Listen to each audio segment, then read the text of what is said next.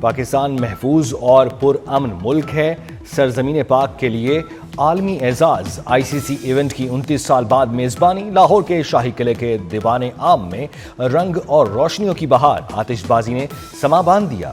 Champions trophy کی پروقار تقریب میں کرکٹ ستاروں کی جھلملاہٹ، گلوکار عاطف اسلم نے آواز کا جادو جگایا۔ پاکستان کرکٹ بورڈ آئی سی سی کے چیف ایگزیکٹو کی خصوصی شرکت۔ کراچی میں افتتاحی تقریب 19 فروری کو ہوگی۔ JF-17 تھنڈر F-16 فضائی کرتب کا شاندار مظاہرہ۔ کون بنے گا چیمپئنز ٹرافی کا سلطان؟ 8 ٹیمیں اور 15 میچز۔ ٹائٹل کی جنگ شروع ہونے میں 2 روز باقی۔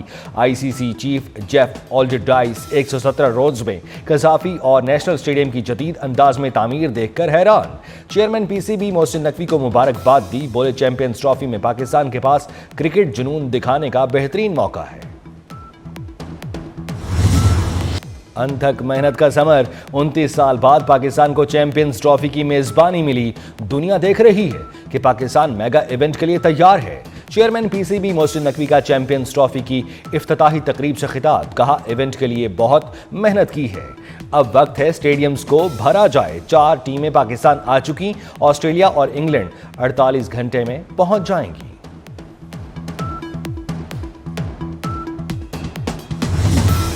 بھارتی کرکٹ ٹیم کے کپتان روہت شرما کی لاہور چیمپئنز ٹرافی کی افتتاحی تقریب میں شرکت۔ میڈیا سے گفتگو میں کہا، بھارتی کرکٹ بورڈ جہاں اجازت دے گا ٹیم وہاں جا کر کھیلے گی۔ مستقبل میں پاک بھارت میچز پلان ہوئے تو ضرور کھیلیں گے۔ پاک بھارت ٹاکرا شائقین کرکٹ کے لیے ہمیشہ سے غیر معمولی رہا، فوکس صرف کرکٹ پر ہے۔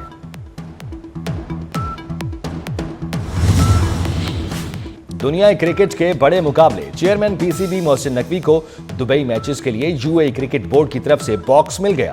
محسن نقوی کا باکس فروخت کرنے کا اعلان، 30 نشستوں والے باکس کی مالیت 4 لاکھ امریکی ڈالرز تھی۔ چیئرمین پی سی بی کا عام انکلوئر میں بیٹھ کر میچ دیکھنے کا فیصلہ۔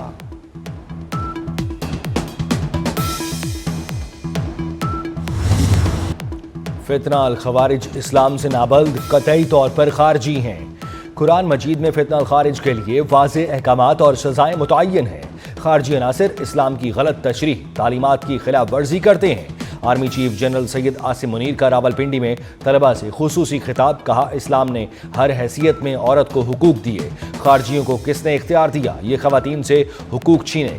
پاک فوج میں سب پاکستانی ہیں، کوئی سندھی، بلوچی، پنجابی یا پٹھان نہیں۔ ہم کامریڈز کی طرح لڑتے ہیں، جب تک قوم ساتھ ہے فوج کبھی نہیں ہارے گی۔ ہتھیار پھینکنے والے ہی ریاست سے رحم کی توقع کریں۔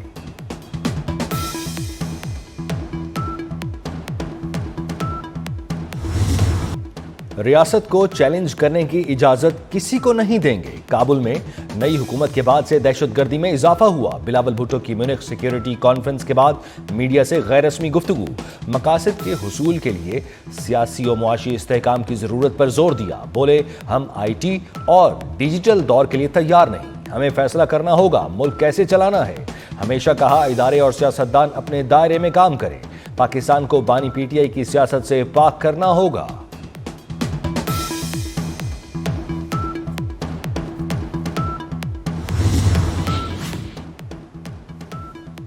کرلات میں لیویز چوکی پر نامعلوم افراد کا حملہ، 1 اہلکار شہید، 2 شدید زخمی۔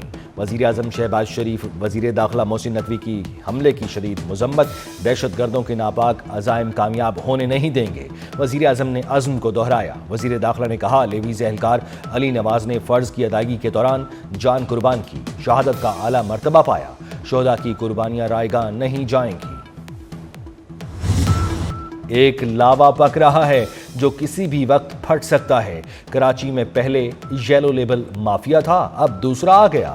MQM پاکستان رہنما فاروق ستار نے کہا، کارکنوں کو صبر کی تلقین نہ کرتے تو شہر میں آگ لگ چکی ہوتی۔ آفاق احمد کو رہا اور ڈمپر مافیا کے سرغنہ کو گرفتار کیا جائے۔ رہنما MQM نے مہاجر قومی موومنٹ کے چیئرمین کی گرفتاری کو خلاف ضابطہ قرار دے دیا۔ مصطفیٰ عامر کا لرزہ خیز قتل، غمزدہ ماں اپنے لختے جگر کا انصاف لینے کے لیے ڈٹ گئی۔ کالے شیشے بنا نمبر پلیٹ کی گاڑی اب تک کیسے گئی؟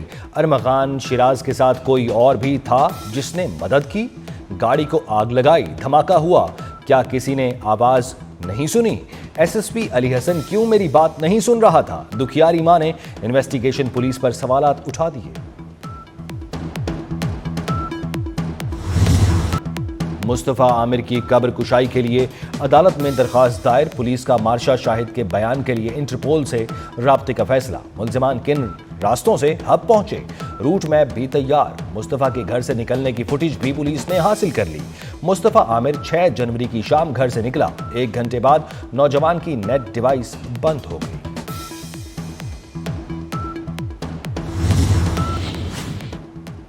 وفاقی حکومت کا سول سرونٹس ایکٹ 1973 میں ترمیم کا فیصلہ۔ وفاقی وزیر اسٹیبلشمنٹ ڈویژن احد چیمہ آج سول سرونٹس ترمیمی بل 2025 ایوان میں پیش کریں گے۔ بل کے تحت سول سرونٹس ایکٹ 1973 کی شق 15A میں ترمیم کی جائے گی۔ وزیر داخلہ محسن نقوی امیگریشن ترمیمی بل 2025 بھی قومی اسمبلی میں منظوری کے لیے پیش کریں گے۔ مہاجرین کی اسمگلنگ کے تدارک کا بل بھی پیش کیا جائے گا۔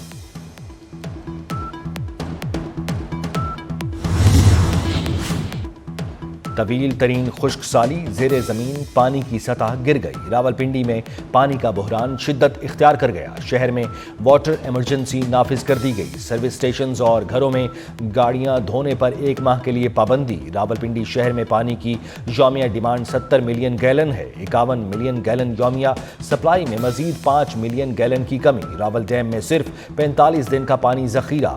ایم ڈی واسا کے مطابق بارشیں نہ ہوئیں تو جڑواں شہروں میں پانی کی ضرورت کو پورا کرنا مشکل ہوگا۔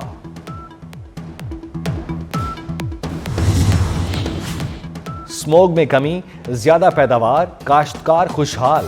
پنجاب میں سپر سیڈرز کے استعمال سے شاندار نتائج سامنے آنے لگے۔ چند ماہ کے دوران 1000 کاشتکاروں نے 57 کروڑ 95 لاکھ روپے کمائے۔ وزیر اعلیٰ پنجاب مریم نواز کہتی ہیں ایگریکلچر میکنائزیشن صرف آغاز ہے، زراعت میں مزید انقلابی اقدامات کریں گے۔ ہمارا مقصد پنجاب کو جدید زرعی ٹیکنالوجی کا ہب بنانا ہے۔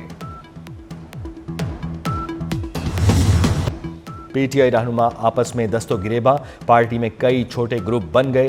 وفاقی وزیرانہ تنویر نے کہا جس پارٹی کی بنیاد ملک دشمنی ہو اس میں گروپ ہی بنتے ہیں۔ پی کا ایکٹ اخبارات اور چینلز کے لیے نہیں، سوشل میڈیا پر گالم گلوچ کرنے والوں کے لیے ہے۔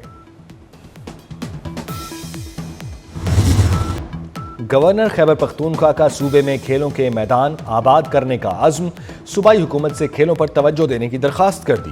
فیصل کریم کنڈی نے کہا ارباب نیاز اسٹیڈیم 2017 سے تعمیر ہو رہا ہے، دوسرے شہروں میں 3 ماہ میں اسٹیڈیم بن رہے ہیں۔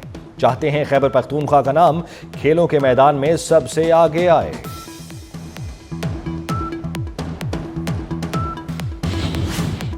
امریکہ میں عدلیہ اور ایگزیکٹو کے درمیان کشیدگی بڑھ گئی۔ امریکی ریپبلکن اراکین کانگریس نے ٹرمپ کی پالیسیوں کو روکنے والے 2 وفاقی ججز کے خلاف مواخذے کی کارروائی کا اعلان کر دیا۔ ٹرمپ کے اقدامات کو معطل کرنے والے ججز کے مواخذے کی تیاریاں شروع، مواخذے کی تحریک پر کام کا آغاز کر دیا گیا۔ بھارتی دارالحکومت نئی دہلی کے ریلوے اسٹیشن پر بھگدڑ مچنے سے 18 افراد ہلاک۔ کمبھ میلے کے باعث نئی دہلی ریلوے اسٹیشن پر رش تھا۔ اسٹیشن کے ایک پلیٹ فارم پر دوسرے پلیٹ فارم کے مسافروں کے آنے سے بھگدڑ مچی۔ ہلاک ہونے والوں میں 10 خواتین اور 4 بچے بھی شامل، متعدد افراد زخمی۔ چولستان جیپ ریلی میں تیز رفتاری کا امتحان، پری پیئرڈ کیٹیگری میں زین محمود فاتح قرار، نادر مکسی دوسرے، جعفر مکسی تیسرے نمبر پر رہے۔ 216 کلومیٹر کے ٹریک پر دھول اڑاتی گاڑیوں سے شائقین خوب محظوظ ہوئے۔ مقامی آرٹسٹ کا سینڈ آرٹ لوگوں کی توجہ کا مرکز۔